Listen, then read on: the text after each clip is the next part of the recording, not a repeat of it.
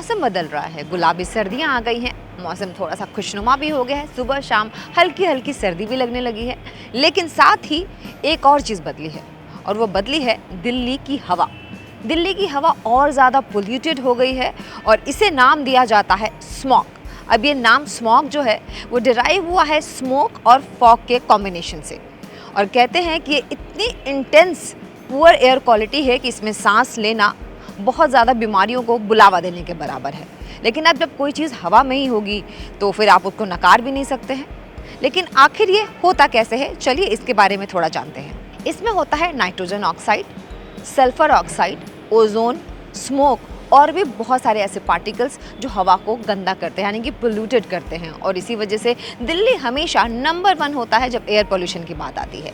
कुछ स्मॉग जो होते हैं वो मैन मेड भी होते हैं, जैसे कोल का जलना, फर्टिलाइज़र्स का ज़्यादा से ज़्यादा इस्तेमाल होना, और इसके अलावा जो बड़ी बड़ी फैक्ट्रीज़ हैं उनसे जो स्मोक निकलता है, उनसे जो धुआं निकलता है, उससे भी स्मॉग क्रिएट होता है। और इसके अलावा इस समय फसलों की कटाई के बाद जो वेस्टेज होता है उसको भी जलाया जाता है, उससे भी स्मॉग क्रिएट होता है, उससे भी पर्यावरण जो है वो कहीं ना कहीं गंदा ज़रूर होता है। और ऐसे में ये सब मिलके स्मॉग का रूप ले लेते हैं और एयर जो है वो पॉल्यूटेड हो जाता है। इसलिए दिल्ली एनसीआर में इस समय हमेशा आपको एक स्मोकी सा फील आता रहता है। तो इससे बचने के कुछ उपाय तो हैं, लेकिन अब जो चीज़ हवा में है उसके लिए थोड़ी मेहनत तो हमें करनी पड़ेगी। अब ये जो स्मॉग है वो हेल्थ के लिए क्यों इतना हानिकारक है, सबसे पहले तो बात कर लें कि जिनको सांस से जुड़ी कोई भी छोटी बीमारी है उनके लिए ये बहुत ही ज़्यादा खतरनाक हो सकता है, इसलिए उनको अपना ज़्यादा से ज़्यादा ध्यान रखना होगा। इसके अलावा कफिंग की बात करें, थ्रोट में इन्फेक्शन की बात करें, आँखों में जलन की बात करें, आँखों में पानी आ सकता है। और हाँ, अगर हार्ट डिजीज़ है आपको पहले से तो आपको भी थोड़ा सावधान रहने की ज़रूरत है।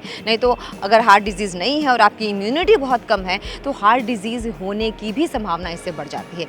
लंग्स या फिर रेस्पिरेटरी से जुड़ी अगर कोई प्रॉब्लम है तो आपके लिए थोड़ा ज़्यादा खतरा हो सकता है। और इसके अलावा सांस लेने में अगर दिक्कत हो रही है, ब्रीदिंग में अगर प्रॉब्लम हो रही है तो भी आपको अपना बहुत ज़्यादा ख्याल रखने की ज़रूरत है। अगर आपको अस्थमा है तो आपको अपना इनहेलर हमेशा अपने साथ रखना होगा।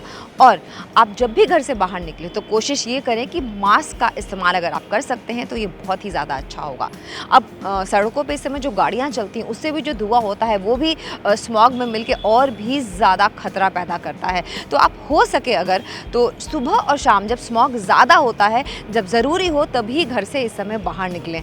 दोपहर को सनलाइट में आप निकल सकते हैं क्योंकि उस समय स्मॉग कम होता है, या फिर सनलाइट की जैसे हमें इतना फील नहीं होता है तो वो इतना ज़्यादा खतरनाक नहीं होता है।